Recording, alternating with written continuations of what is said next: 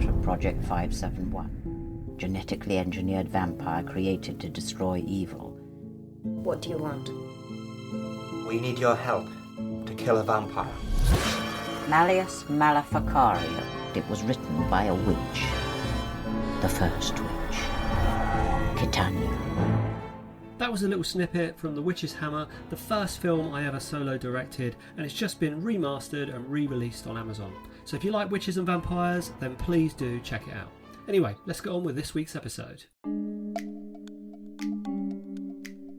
Hi, Jim here, and you're listening to the Honest Filmmaker podcast. This week, I'm joined by Filmmakers Chris Reading and Hillary Shakespeare. Hi guys, thanks for joining me. Hello, thanks for having us. Hello. So you guys have a film called Time Travel is Dangerous. So before I start asking you lots of questions about how it's made, can somebody give me the pitch for the film? What's it actually about?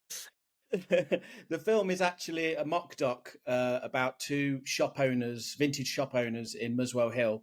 They're best friends, Ruth and Megan. And they run this vintage shop and they find a time machine. So they steal things from the past to sell in their vintage shop.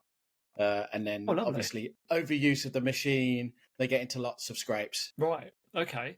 And just so listeners can understand this properly. So Chris, you're the writer director. Hillary, you're the writer producer. Yeah, that's right.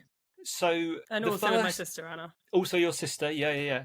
The first thing that instantly I see when I looked at this film is the cast. So I'll start with the cast because you've got the likes of Brian Blessed, Stephen Fry, Johnny Vegas, Jane Horrocks. That's just a few of the names you've got. So for an indie filmmaker, how the hell are you getting all these big names in your movie? I mean, it kind of started off. We basically attached people one at a time. So we just emailed. The first people to come on board were like Sophie Thompson and Tony Way.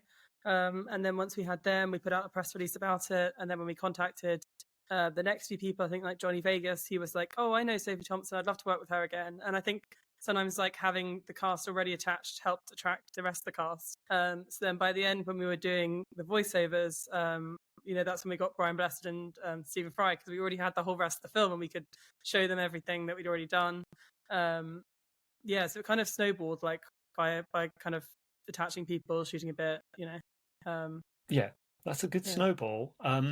That is a good tip actually, because I spoke to another filmmaker who did the same with Simon Callow, where he had stuff to show them. So at least these people knew, oh, look, there's something's been made. It looks quality. It looks funny. It looks interesting. So you've got more chance of signing them up. But that's really good that you got those cast attached. Yeah, to go back to your point about, we also had a short film that Chris, and so Ruth and Megan play themselves. They're real people with a vintage shop. And they've been friends with Chris for a long time. Before me and Anna came on board, the three of them had made a short and like a bunch of other sketches and things that all that footage actually also made it into the film because it's mock doc. We could use stuff that they'd already shot. So basically when we were attaching people and when we were going out to pitch it and stuff, we kind of had a lot of material to show people already. So I think that definitely did help. So private investment, is that you guys raising the money? Have you gone to a company who sorted it out for you? Well, yeah, we raised the money and we grew the project bit by bit actually, because obviously we started with a short film and we attached people and then we're able to sort of show what we had to potential investors. So it did grow from where we started to where we ended up. Yeah. So Hillary, private investors, as a producer for other filmmakers, give me some tips for dealing with them and keeping them happy and kind of keeping them on the journey with you. It's quite hard because it's kind of a lot of it's like just knowing the right people and being in the right place at the right time. So it's like, it is like a commonly asked question, and it's not like something where you can just say, this is how you do it and then give people like an A to B. And I guess what we did that was quite unusual and really risky was when we did actually have an investor like pull out when we'd got our cast attached for a certain amount of our cast attached. And then, but we had enough to shoot like about a third of the film, and the cast that we'd attached were in that third of the film. So we actually just shot all of that without having the finance to finish the film, which is a pretty crazy thing to do. And then basically started like trying to raise funds to do the next section, and did another sort of third of the film basically the same way. And so the whole film took about a year to shoot and in 3 blocks, and it was quite unconventionally done. So it's not like I'd suggest anyone do what we did. So yeah, I don't know, keeping them happy. Like, I don't know. It's just, yeah. Would you say they were? Because I've had different types of private investors before. Were they heavily involved, or were they sorts of people you just kind of check in every now and again? I guess it's kind of like people that kind of knew us and trusted us a bit, and I mean, for the ones that didn't drop out. So yeah, not so much. Yeah, pretty much we were trusted. Okay. Yeah. Okay, and Chris, I looked back at both of your IMDb's, and I'll talk to you, Hillary, because I've noticed you've got 2 other feature films out, which is great. But Chris, to start with you, so as a director, it looks like you'd done some shorts, and you'd done, I don't want to call it a fan film, I don't know if that's talking it down, because it looks really good, is the Alien stuff you'd done before. So had that prepped you very well for a feature film, do you think? Yeah, well, a lot of the team who we made that Alien Containment short together, we kind of came over onto the feature, and by making shorts, obviously you're kind of growing your community of people that you're working with all the time. So and figuring out who's good to work with, who's not, and then that was a short that we made with 20th Century Fox to sort of celebrate the anniversary of Alien in 2019. Okay. Didn't realise. That was a real good experience working with a big property and building big sets and that type of thing. It was a very quick turnaround, but it was super fun. And that kind of at that point, I think we'd already made the short. Actually, it was called The In Reason at the time, for the time travel idea. And Ruth and Megan actually helped on the Alien short, which is funny. I think they did some art department things. So it was kind of just growing the team, and I think that was probably about the era when I met the Shakespeare sisters. Right, okay. And did you know, when you were shooting that short film, was the plan always to make it a feature, or was it just its own kind of thing? I think the short was such a good core idea that we were always trying to develop it into something. So we were shooting other sketches around the idea, other things, silly things that Ruth and Megan could go and do with the time machine. We were also thinking about maybe a TV project.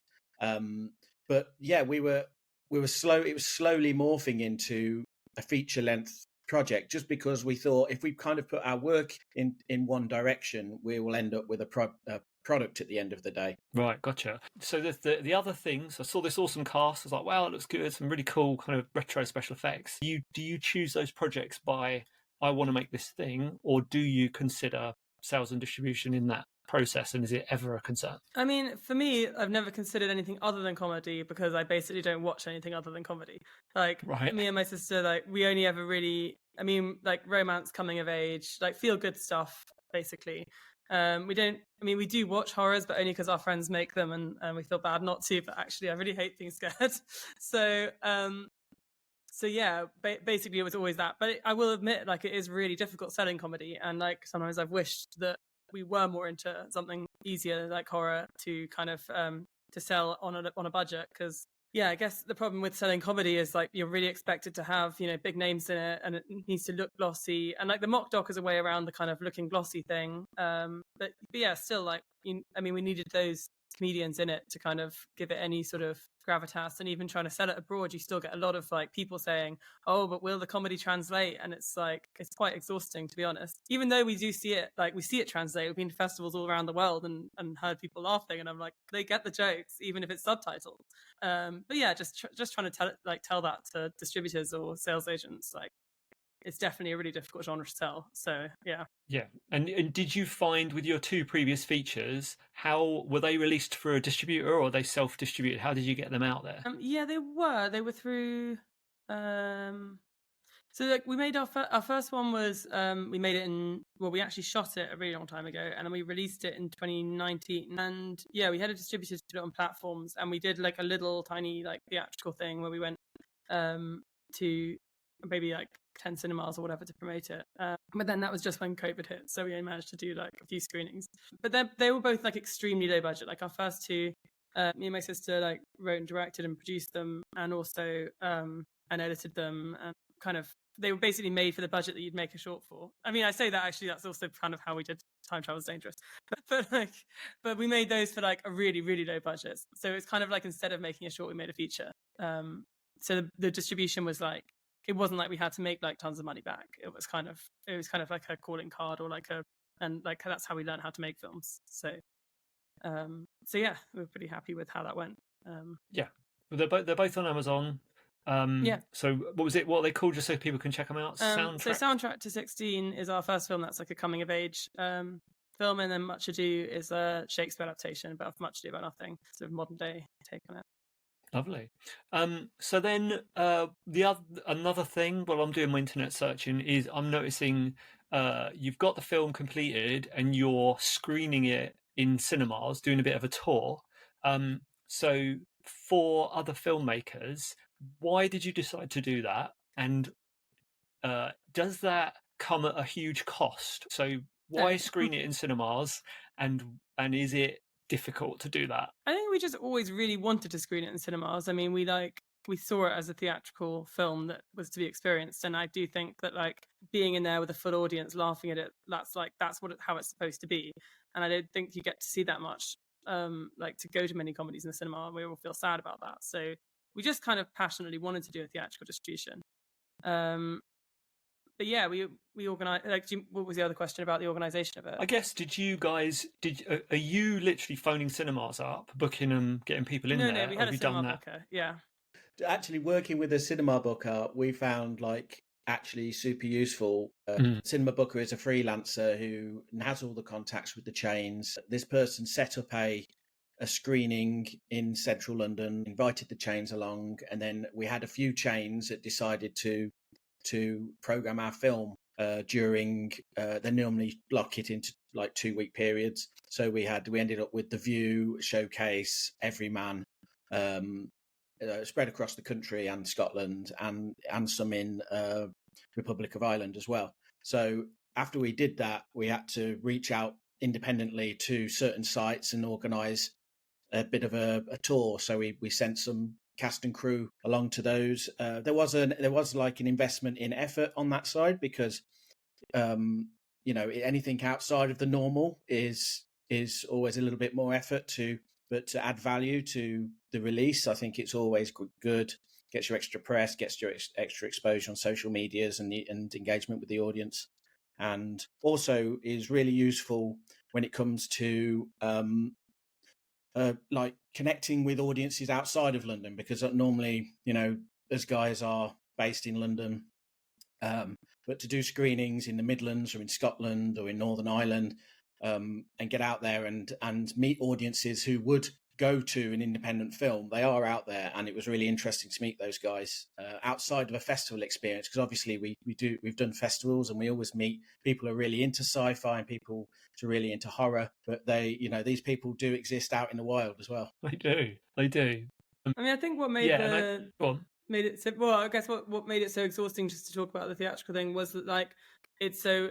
I think I've seen it before.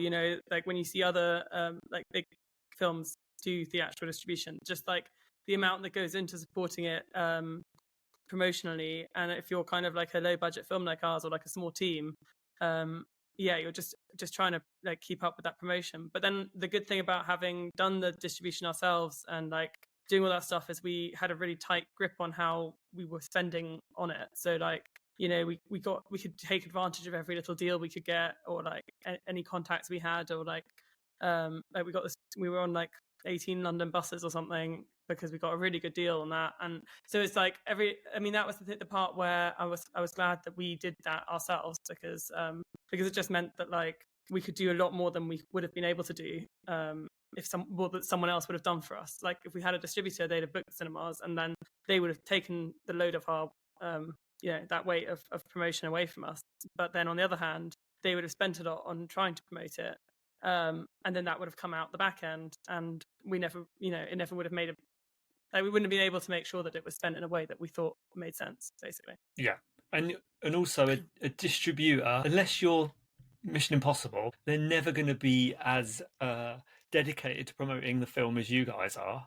It's awesome you managed to get on buses and stuff. That's fantastic. So what I was going to ask next was, Chris, you've got big name comedians, funny people. How on earth do you direct them to be funny when they are funny already? If that makes sense as a question. Well, yeah, we had a good script at the end of the day going into it all, and we had quite a lengthy script compared to what would end up being in the film. We probably shot something like a 150-page script, and so going into it, me, Anna, and Hillary had like really honed that.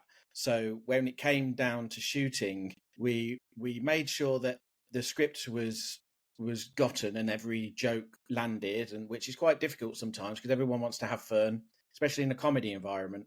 But to make sure we land all the beats of each, on a page of script, there might be 3 or 4 beats that have to land in different ways, and they can go out the window sometimes when people are shooting comedy.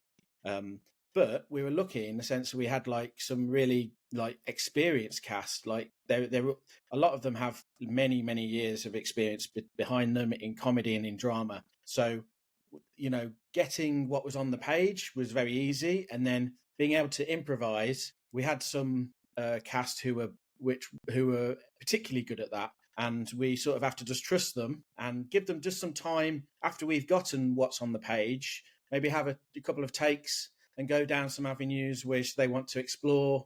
I think, if you give any good actor, particularly comedic actor, just some rope, they will normally have a good play and come back to you with something great. Yeah.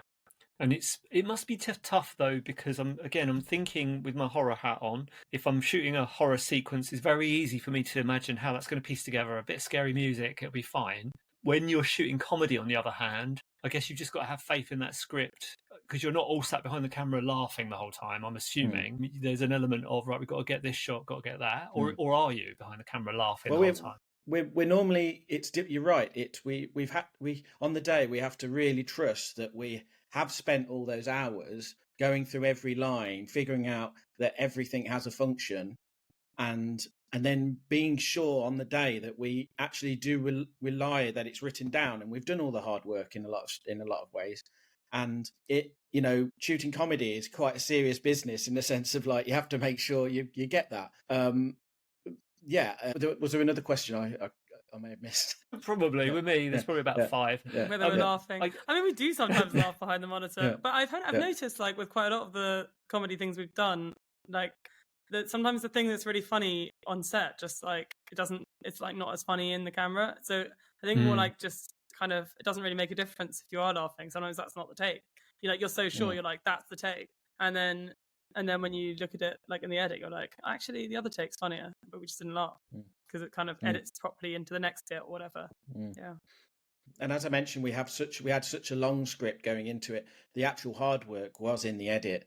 Like we were sat for months trying to make a 90-minute film, and when you see the film, it is very dense. Like there's a lot of dialogue. There are probably like 3 or 4 gags, either physically or in dialogue, in every minute. Like some of our cast mentioned that was the reason they did it, because there's like loads of gags in it, and it's really high gag quantity compared to what you might see in this sort of independent cinema. Yeah, I agree with that. I've seen some recently, went to a comedy festival, and you can really tell the ones that had honed that script, because some had kind of one joke. The whole thing was one joke. Other ones was, like you say, it's that blah, blah, blah, blah.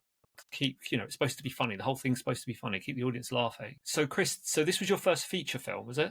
I like Anna and Hillary, had done a really low budget sci-fi a few years ago called Somnus, and again that was like that was like my film school. I call it. I didn't go to film school, but I did know someone with a camera. We spent many weekends over, again, probably an 18-month, 2-year period, making a proper spaceship sci-fi 2001 style movie, to sort of try things out, try some techniques that we hadn't done, work with actors in a particular way that I hadn't done before. And again, I got a distribution on that, Again, the budget was so low that there wasn't a lot of pressure when we were making it. That was fun. And what do you think was the thing, looking back on that first film you made, what do you wish you'd known when you started it? What was kind of like the biggest lesson for you from it? I think the biggest lesson was, I think on that one I was more self-reliant. I was working on my own. I was writing, directing, doing everything more or less. And I kind of learnt the lesson that you just have to find good people to work with who you can trust to do certain things. Because actually, at the end of the day, you can't do everything very well to the highest level at the same time, just because there aren't enough hours in the day. When you're stood there, it's very difficult to rewrite a script when something's not working. But you can prepare, and you can set yourself up for success just by working with some good other writers beforehand, and like making sure that script is there. So that would be the main thing I'd say. Like, find good people and make sure that script is as good as it could possibly be. Good advice. And then the other thing I was looking at was you've got a screening coming up as part of a summer fair. I think it's at Ali Pali, is it? So, Hillary, what is that? Did that start with the film, or did you get the film into a fair? What's the plan there? No, that was just so after we'd done our whole like theatrical run, because the film's set in Muswell Hill and it's all shot around Muswell Hill. It's very local. A lot of locals are in the film, and locations and stuff. And Ali Pali contacted us just saying, like, we've seen how this is very local to this area, and we think it'd be a really cool opportunity to do a kind of pair it with a kind of local sellers like fair, and people can bring their also obviously Ruth and Megan sell vintage in the area because they have a real vintage shop in real life.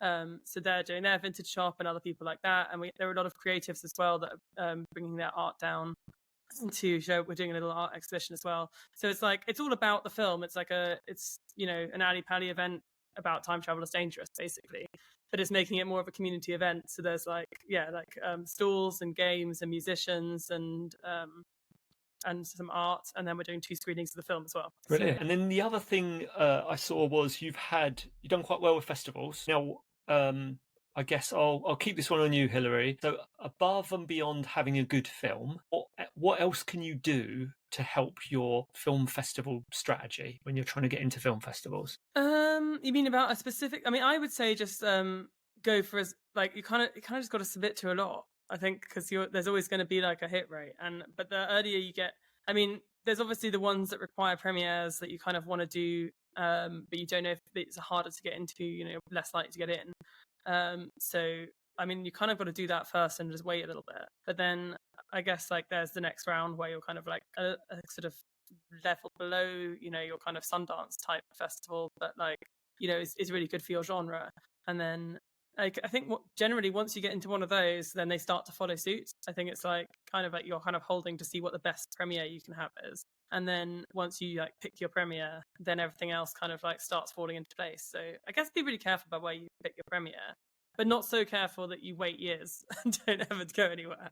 So I don't know. I mean, I think a lot of festivals do like watch each other, and they see like, oh, you've been to all these other festivals, so, and I trust in their programming, so it just starts getting easier once you start getting into them. But yeah, apart from that, I guess just apply to a lot of them, because like you're never going to get into all of them, so increase your hit rate. And Chris, so you guys have you talked about you've just been to a festival you guys run, so from the other side of that, what are you looking for when you're looking at films to be included in those festivals? I mean, our festival's very small. We only started it, we've just been doing it 2 years. So, but it was partly for fun because we have a lot of filmmaker friends, and we had access to a cinema in Greece. So we were like, this would be a cool thing to do, basically. But I guess like seeing it from the other side, I want to program films that like, I think people, just will look at it and be like, that's a really great program. Like all those films I want to see. And also the filmmakers that will like come along and like have a fun time and build the atmosphere of the festival as well. Like I think like having filmmakers that are going to come, it makes it, and that are fun when they come, like people I like. It's like the ideal. So I mean, not all the filmmakers that come are our friends. Like we've made friends there, by people saying, oh, I'm gonna, we like their film, email with them a bit. They're coming down, and then I'm like, this is great because now we've got a whole bunch of new friends. I think just people that you want to spend time with and whose films you think make you like a really good quality and also seem like cool people. Basically, that's what I want for that festival. But that's a small festival, so it's not probably what everyone thinks. But yeah.